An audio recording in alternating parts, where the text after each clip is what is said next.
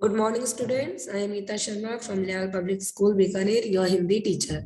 आज हम कक्षा छठी हिंदी व्याकरण एवं रचना में लेखन भाग के अंदर पत्र लेखन पढ़ने जा रहे हैं। तो पत्र लेखन में हमने औपचारिक पत्र पहले पढ़ लिया था, उसको समझ लिया था और परीक्षा में हमारे औपचारिक पत्रों को हमने अच्छे से किया भी था। अब देखते हैं हम अनौपचारिक पत्र। अनौपचारिक पत्र क्या होते हैं? अनौपचारिक पत्र अपने मित्रों और संबंधियों को लिखे जाते हैं। इसमें भावनाओं की अभिव्यक्ति होती है, इसमें कोई दिखावा नहीं होता। इसमें क्या होती है? भावनाओं की अभिव्यक्ति होती है। अपने बड़ों के प्रति आदर और सम्मान होता है, छोटों के प्रति स्नेह का भाव होता है। इसलिए इन पत्रों की भाषा है वो सरल होती है, भावपूर्ण होती है और स्वतंत्र होती है। स्वतंत्र का मतलब ये सीमाओं में बंधे हुए नहीं है।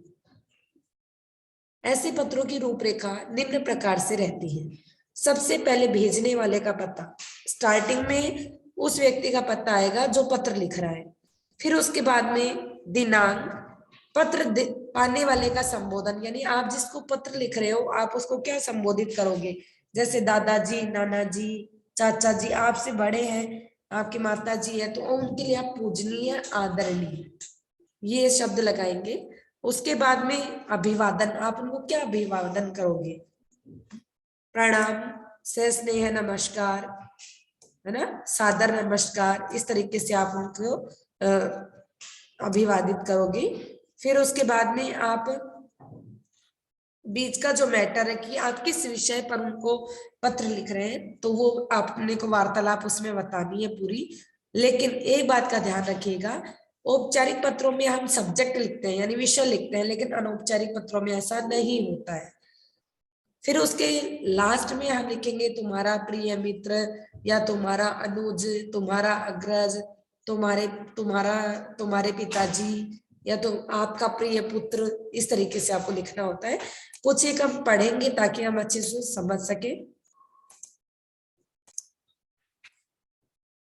बड़े भाई को अलार्म घड़ी मंगाने के लिए पत्र लिखिए। अब आप छोटे भाई हैं, आप अपने बड़े भाई को पत्र लिख रहे हैं। तो सबसे पहले आप अपना नाम लिखिएगा, योगेंद्र। फिर आप अपना एड्रेस लिखिएगा, 25 प्रताप नगर जयपुर, यानी 25 प्रताप नगर जयपुर, 17 अक्टूबर 2000। अब इसमें देखिए, अब हम जनवरी का महीना है तो 3 जनवरी 2022। आदरणीय भाई साहब, आपसे बड़े हैं तो बड़े को आप आदरणीय लिखेंगे, आदरणीय भाई साहब। सादर प्रणाम या नमस्कार, कुछ भी लिख सकते हैं। आशा है आप स्वस्थ व प्रसन्न होंगे। मैं भी छात्रावास में कुशल हूँ। छात्रावास का मतलब होता है हॉस्टल। छात्रावास में कुशल हूँ। मुझे रोज सुबह उठने में परेशानी हो रही है, इसके लिए मुझे अलार्म घड़ी की आवश्यकता है। कृपा करके मुझे घड़ी खरीद कर भिजवा दें। से सब कुशल है। आपकी बहुत याद आती है। माताजी और पिताजी को मेरी ओर से चरण स्पर्श। आपका प्रिय भाई योगेंद्र। तो आपका प्रिय भाई यानी छोटा होगा तो प्रिय होगा, तो इस तरीके से आपको लिखना है। नेक्स्ट देखते हैं हम अपने अपने जन्मदिन के समारोह पर आमंत्रित करते हुए मित्र को पत्र लिखिए। सबसे पहले देखिए, मित्र को पत्र लिख रहे हैं, आप अपना एड्रेस और अपना नाम लिखिए। सात्विक, 2D 31, फरीदाबाद हरियाणा, 3/1/2022। प्रिय मित्र लक्ष्य, अब आप अपने मित्र को प्रिय से संबोधित करोगे। प्रिय मित्र लक्ष्य, स्नेह। आशा करता हूं कि तुम सकुशल होंगे। अब हम किसी से भी बात करते हैं तो उसकी आशा की यही आशा करते हैं कि वो अपने स्थान पर स्वस्थ और कुशल पूर्वक हो। तो आशा करता हूं कि तुम सकुशल होंगे। मैं तुम्हें यह बताना चाहता हूं कि आगामी 11 दिसंबर को मेरे जन्मदिन के अवसर पर, अब हम जनवरी हमने ऊपर डेट डाल दी तो हम इसको दिसंबर नहीं लिखेंगे, आप इसको लिखेंगे फरवरी। 11 फरवरी को मेरे जन्मदिन दिवस के अवसर पर मेरे माता पिता ने एक छोटे से समारोह का आयोजन किया है। मैं चाहता हूं कि तुम इस अवसर पर अवश्य आओ। कार्यक्रम शाम को 5 बजे आरंभ होगा।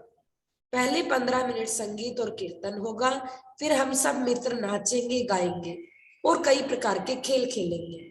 फिर मैं केक काटूंगा। 8 बजे का समय रात्रि भोज का है। मैं आशा करता हूँ तुम समय पर पहुंच जाओगे। अपने भाई को भी साथ अवश्य लाना, मैं तुम्हारा इंतजार करूंगा। अब इसमें आप नाम लिख दोगे, तुम्हारा मित्र सात्विक। नेक्स्ट देखिए, पिता द्वारा पुत्र को समय के सदुपयोग पर पत्र।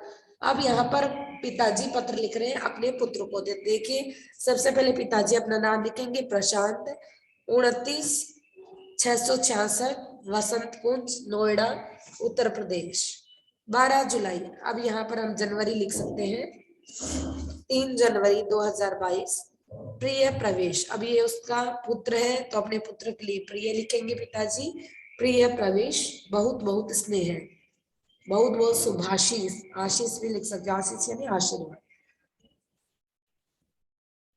आशा है तुम स्वस्थ और प्रसन्न होंगे, पिछले शनिवार को ही तुम्हारा पत्र मिला था, यह जानकर बहुत प्रसन्नता हुई कि तुम्हारा मन छात्रावास में लग गया है।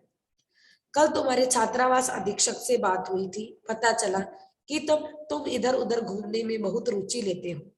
बेटे, हमने तुम्हें छात्रावास में इस आशा और विश्वास के साथ भेजा है कि तुम खूब ध्यान से पढ़ोगे।